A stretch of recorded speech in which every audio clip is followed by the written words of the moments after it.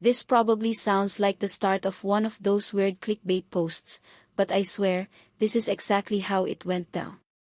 A few months back, I got this random call from my mom's friend, Lena. I recognized her name on the screen and hesitated for a second before picking up. We weren't exactly close, but I'd seen her at family events, BBQs, that kind of thing.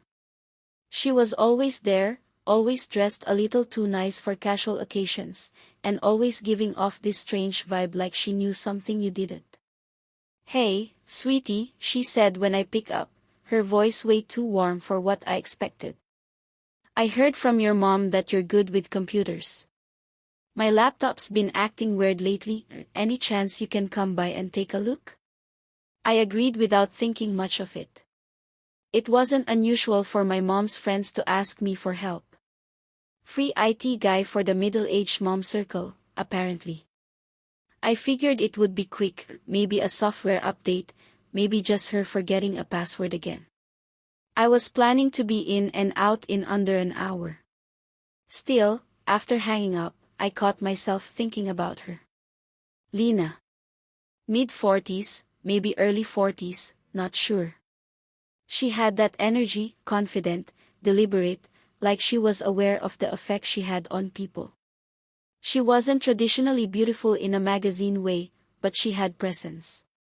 Thick wavy hair, dark eyes that lingered too long, and this sly smile she gave when she thought no one was watching. I remember the first time I really noticed her was 2 years ago during a 4th of July party. She wore this sundress that hugged her in all the right places. I caught her looking at me across the table and she didn't look away. She smiled, slow, amused, and I remember my stomach doing that annoying little flip. I chalked it up to imagination back then. Maybe it was. But now I wasn't so sure. I told myself it was nothing. I was just doing her a favor. A boring, routine, technical favor. The day I went over, I made sure to dress neutral. Just jeans, a hoodie, nothing flashy. When I rang her doorbell, it took a minute before she answered. When she did, I nearly double-took. She wasn't exactly dressed for someone expecting a tech fix. She had on a loose t-shirt that hung off one shoulder, the kind that made it obvious she wasn't wearing anything underneath, and shorts, small enough that I had to make a conscious effort to look at her face and not her legs. "Hey there," she said, leaning on the doorframe just slightly. "Come on in. The laptop's in the kitchen." I stepped inside, doing my best to act like this was normal. Her house smelled like lavender and something sweet, maybe wine or vanilla candles, I couldn't tell. Everything was quiet. No TV, no music, just her and me and the sound of my shoes on the hardwood floor. The laptop was already open on the kitchen table. She pulled out a chair for me and stood behind me while I booted it up. I could feel her presence, close enough that I could smell her perfume. I tried to focus on the screen, clicking through updates, uninstalling bloatware, but she kept talking. Asking questions. Making jokes. "You always this quiet when you're working?" she asked, leaning down just a little, her voice near my ear. "Just trying to focus," I said, forcing a laugh. "You know, I always thought you were cute," she said, casually, like she was telling me the weather. I froze for a second, pretending to be confused by the file explorer. "I mean, not like a kid cute," she continued, tapping her nails on the table, "just grown-up cute. You've filled out a lot since I last saw you." I turned and looked at her, unsure if I was supposed to laugh or thank her or pretend I didn't hear. She smiled again, slow and intentional, and took a sip from the wine glass she was now holding. "Want one?" she asked. "I'm good," I said.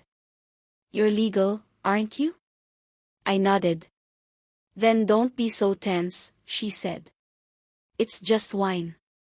I didn't take the glass, but I didn't say anything else either.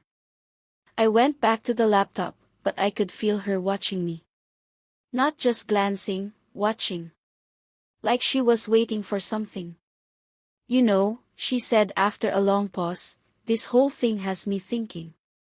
Do you have a girlfriend? I look at her. No. She tilted her head. Why not? I shrugged. Busy. Haven't found the right person. That's a shame, she said, stepping closer. You seem like someone who'd be very attentive.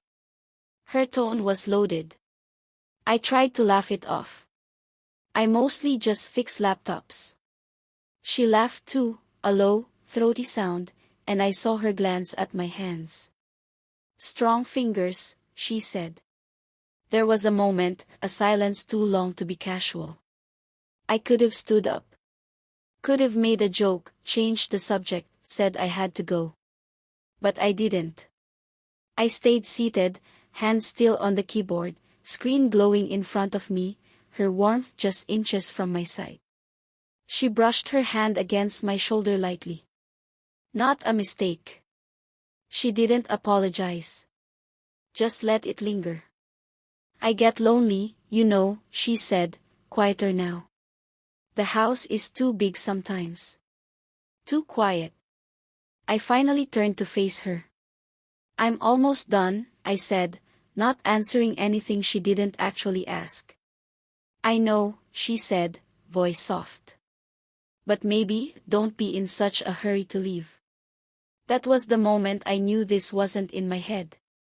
It wasn't me misreading signals. She was inviting me in, not just into her home, but into something else. Something I knew I probably shouldn't even be near.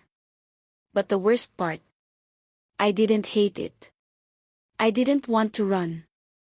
I wrapped up the update, clicked a few final boxes, and told her it should run smoother now. She smiled again, slower this time, and leaned in to look at the screen.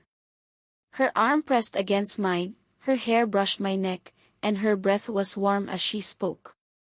Thank you, she said.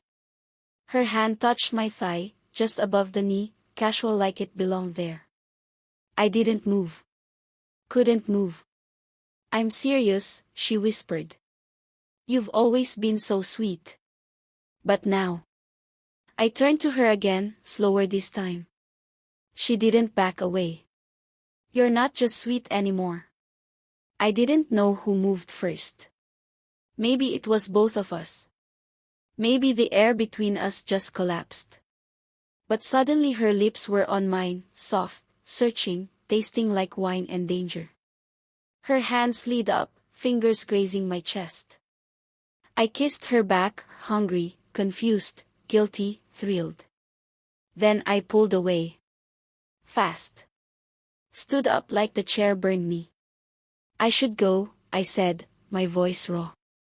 She didn't try to stop me. She just sat there, watching me, lips slightly parted, eyes unreadable. I'm sorry, I said. Are you? She asked. I didn't answer. I left. And the whole way home, my hands were shaking. Not because I was scared. But because I knew that wasn't the end of it. It was the beginning. I didn't sleep that night. Every time I closed my eyes, I saw her face, felt the way her lips had pressed into mine, heard that voice, soft, knowing, too intimate for someone who was supposed to be just my mom's friend. I kept telling myself it was a mistake. That she crossed a line.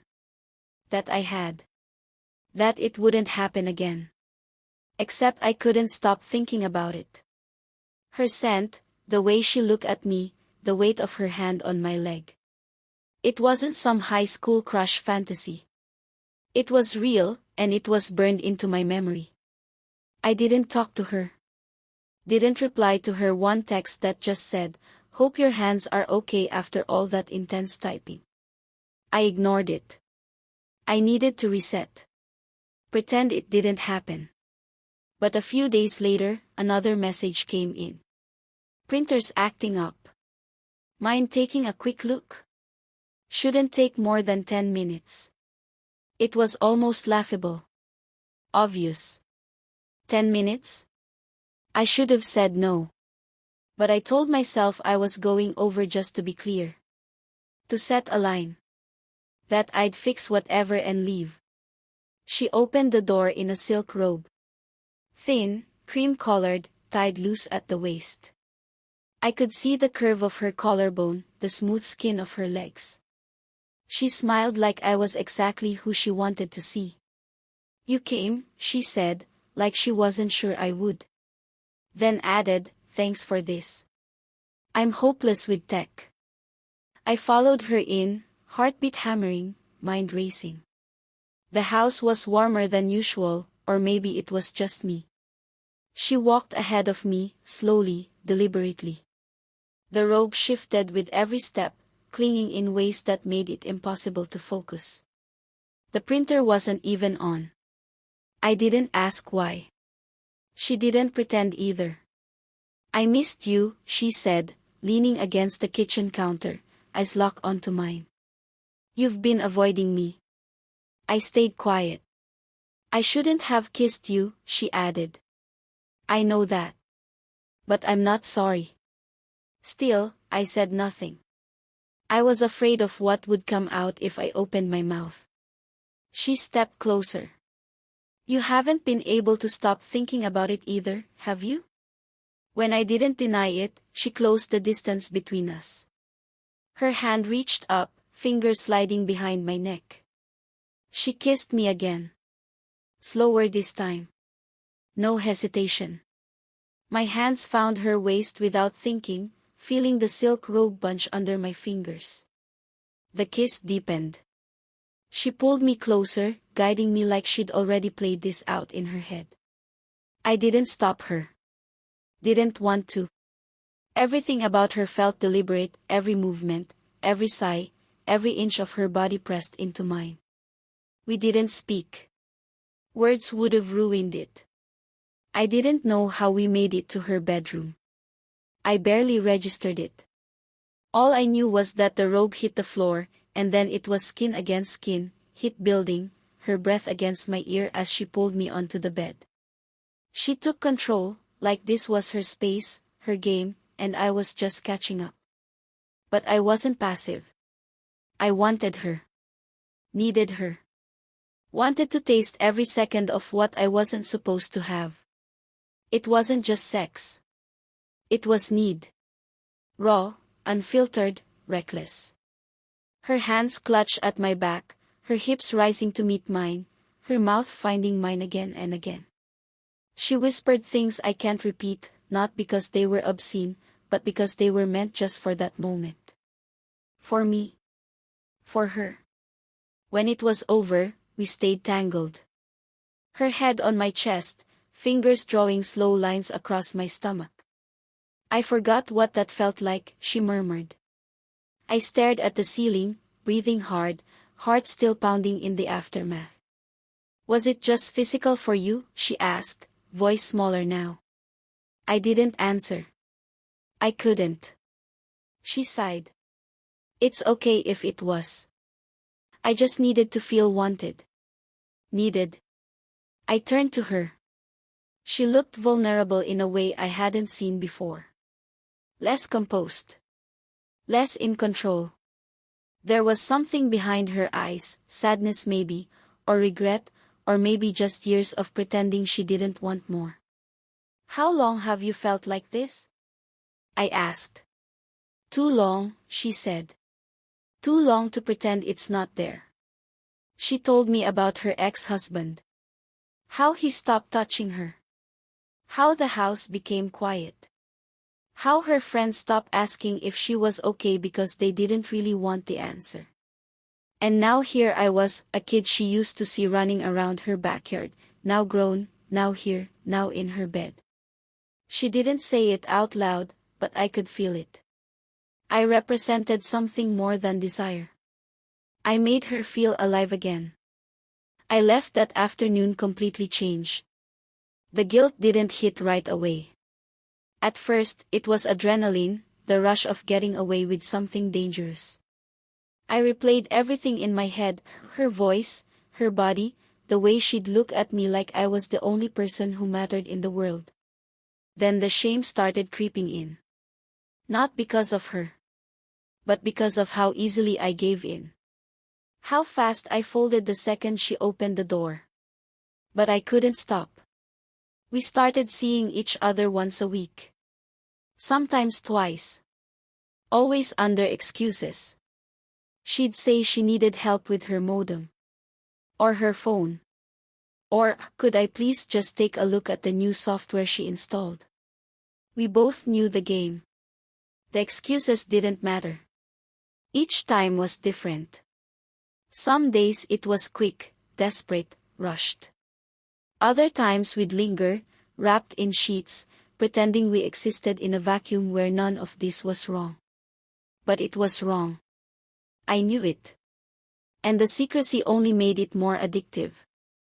I started lying to my mom. Going to a friend's, I'd say. Or helping a client. I avoided bringing up Lena's name entirely, just in case something in my face gave it away. And that made it worse somehow, the fact that she was so close to home. That any wrong word could bring it all down. And Lena changed, too. She started texting me at night. Not always sexual. Sometimes just random thoughts, lonely messages. I miss your hands. I miss your smell. I wish I could fall asleep beside you. It became more than physical.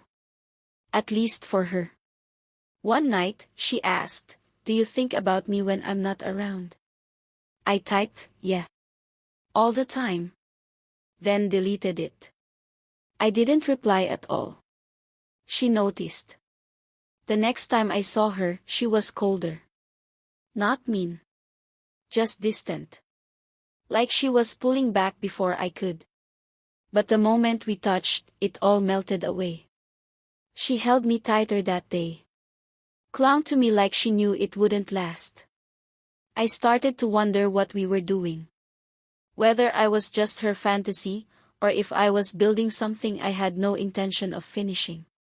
I didn't know how to end it. I didn't even know if I wanted to. She'd become this constant in my life, a quiet pull I couldn't resist. And I liked the version of me that existed in her world. Confident. Desired. Adult. But I couldn't shake the feeling that something was about to crack. That all of this, no matter how good it felt, was sitting on borrowed time. I told myself I had control. But I was wrong. It was only a matter of time before it all started to unravel. That sense of control I kept convincing myself I had was slipping fast. I started checking my phone constantly, waiting for her texts. I'd read and reread old ones, trying to figure out when things started changing. She became more emotional, more possessive in ways that felt subtle at first until they weren't. She started asking questions. Where I'd been, who I was with, if I'd seen anyone else. It was never aggressive, but it was always there, this undertone of expectation that hadn't been there before. One night, after I hadn't replied for a few hours, she sent, "If I'm just a distraction, just tell me." I stared at that message for a long time. I didn't know how to respond. I wasn't sure what she wanted me to say. I wasn't sure what I even wanted to say. We met the next day, but it felt different. She didn't kiss me when I walked in. She didn't make small talk. She just sat there, staring at me like she was waiting for something. "I need to know what this is," she finally said. I didn't know what to tell her. If I said it was just physical, I'd be lying. If I said it was more, I'd be stepping into something I didn't know how to handle. So I said nothing. "That's what I thought," she said quietly, looking away. I reached for her hand, but she pulled it back. That was the first time she didn't let me touch her. It was the start of the shift. We kept seeing each other, but now there was an edge to everything. Afterward, she'd go quiet. Sometimes she'd ask if I ever thought about what would happen if people found out. If my mom ever found out. That question always made my stomach knot. Do you ever feel guilty? She asked once. I lied. No. But I did. Not just because of who she was, but because of how I felt when I was with her. There was a part of me that liked being wanted by someone I wasn't supposed to have. I didn't want to stop, but I didn't want to face the consequences either. And then came the night everything changed. She called me late, past midnight. Her voice was shaky. I could hear it immediately. I need you to come over, she said. Now. I asked if everything was okay. She didn't answer that. Just repeated, please. When I got there, she was sitting on the floor in the living room, a glass of wine in one hand, the other rubbing at her temples like she was trying to hold herself together. My ex called, she said. I sat down next to her but kept some distance. He wants to talk. Maybe get back together. I didn't say anything. She looked at me, eyes glassy. What are we doing? I don't know, I said, because I didn't. I'm tired, she whispered. Tired of waiting for you to choose. I never asked you to wait. But I did. That night, we didn't touch. She didn't kiss me. She didn't ask me to stay. I left feeling hollow, like something had been ripped out of me, but I hadn't realized it was even there until it was gone. The text slowed down after that. She'd still message sometimes, but there was distance now. The warmth was gone. It was transactional again, short, polite, empty. I told myself this was good.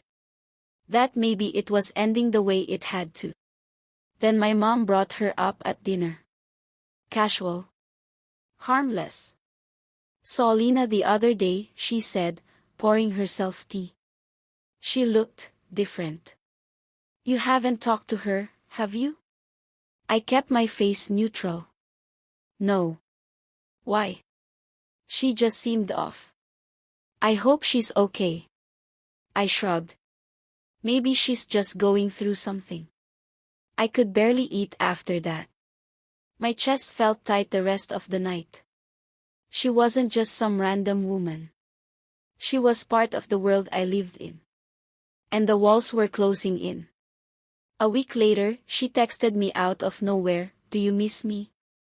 I didn't know if it was a trap. Or a genuine question. Or maybe both. But I replied, yes. She didn't reply back. Days passed. I didn't hear from her. Then I saw her. At the grocery store, of all places. I was in line, just buying snacks and soda, and she walked by with a basket full of wine and flowers and something that looked like a dinner for two. She didn't see me, or if she did, she didn't stop. That was the punch I hadn't been expecting. I went home and sat in the dark. I wanted to call her. Ask who the flowers were for. Ask why it stung so much to see her smiling. But I didn't have that right. I was never hers to lose. And she was never mine to keep. But then came the second shift, when the control I thought I still had finally disappeared. One night, she called again. Not late, not urgent. Just come. Can you come over, she asked. Just to talk.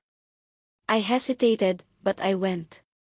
She opened the door with that same unreadable expression she'd worn the last time. She wasn't dressed to impress. Just jeans and a sweater. Barefoot. We sat on opposite ends of the couch. I'm seeing someone, she said, straight to the point. I nodded. He's nice, she added. Not exciting, but steady. Do you love him? She didn't answer. I needed you to know, she said. Before you hear it from someone else. I kept my eyes on the coffee table. Are you happy? She looked at me for a long time. No. But maybe I could be. It felt like she was closing the book. Like she was giving me one last chance to say something that would change everything. But I didn't say a word. That night, I drove around aimlessly for an hour before going home. I didn't sleep. I didn't even lie down. The silence was loud. And for the first time, it hit me, I'd lost something I never even had the courage to claim. In the following weeks, we didn't speak. I saw her once, passing by in her car. She didn't look over. Everything had happened so fast, but the ending felt slow. Like a thread unraveling one loop at a time. And I started thinking, what did I expect? That we'd keep sneaking around forever? That she'd wait for me to grow up? That I'd eventually figure out how to explain all of this to my mom without blowing my life up? I knew the truth. I was addicted to how she made me feel. Desired. Chosen. Needed. But that was never going to last. It couldn't. We weren't built for anything real. Just stolen hours, quiet lies, and a pile of choices we both regretted too late. Still, part of me waited. Waited for her to call. For one last message. For something. But nothing came. Not yet. And somehow, that was the worst part. Weeks turned into months. The silence between us hardened into permanence. I stopped checking my phone late at night. I stopped replaying the old messages. The routine of everyday life filled the spaces she used to occupy. But nothing really replaced her. The absence just became normal. I told myself it was over. That it had to be. That whatever we had wasn't meant to last. She had someone now. She'd made her choice. I had to live with mine. But the truth didn't settle that easily. She didn't block me. Her number stayed in my phone. Her profile picture never changed. I check it now and then, wondering if she'd eventually cut the cord. She never did. That made it harder. Then I saw her again, unexpected, random, like the universe wanted to remind me what I'd let go.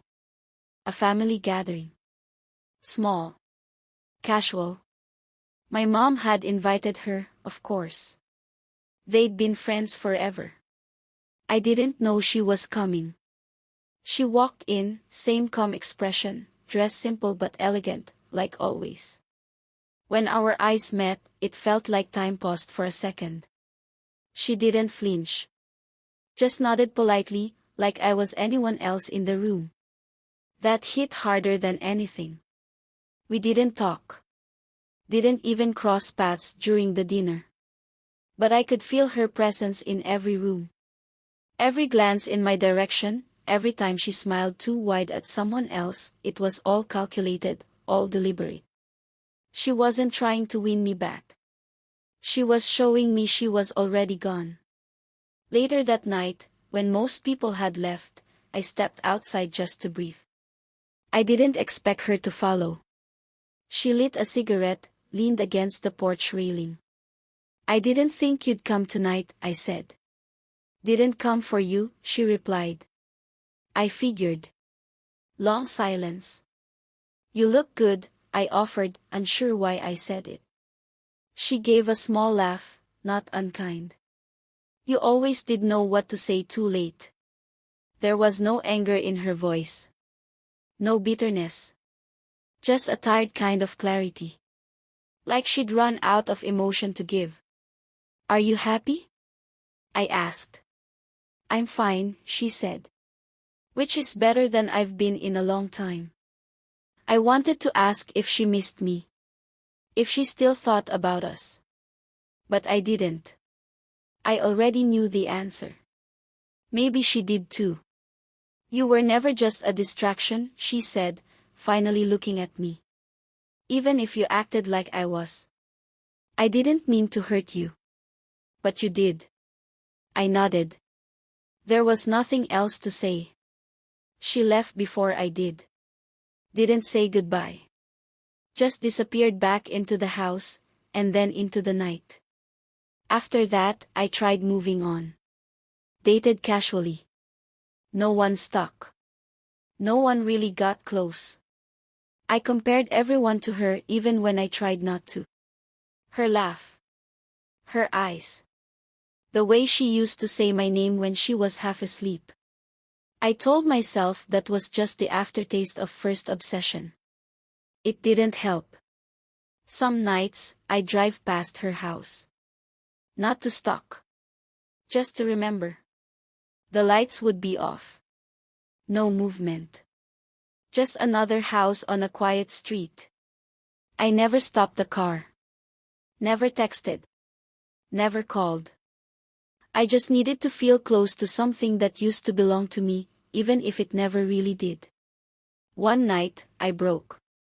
I typed out a message, "I still think about you." Every day. I stared at it for 20 minutes, then deleted it. Sent nothing.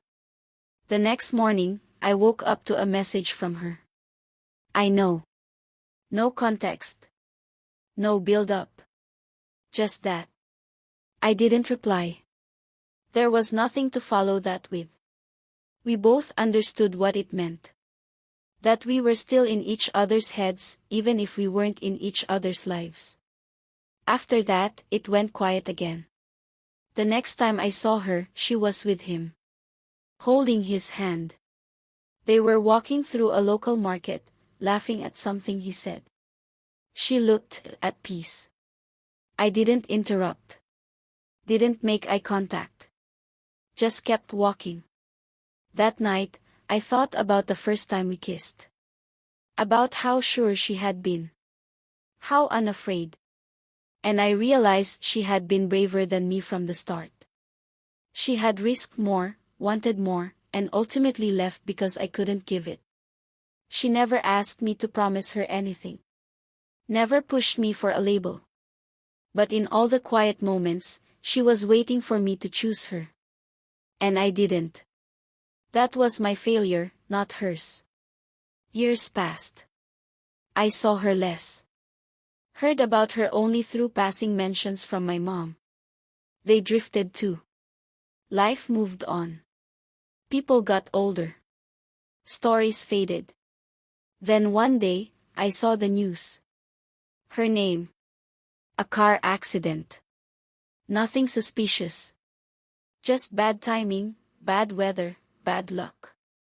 I didn't cry. I didn't even move at first. Just sat there staring at her name on the screen. Like seeing it there made it all final. I went to the funeral. Sat in the back. Said nothing. Watched people speak about her kindness, her strength, her quiet resilience.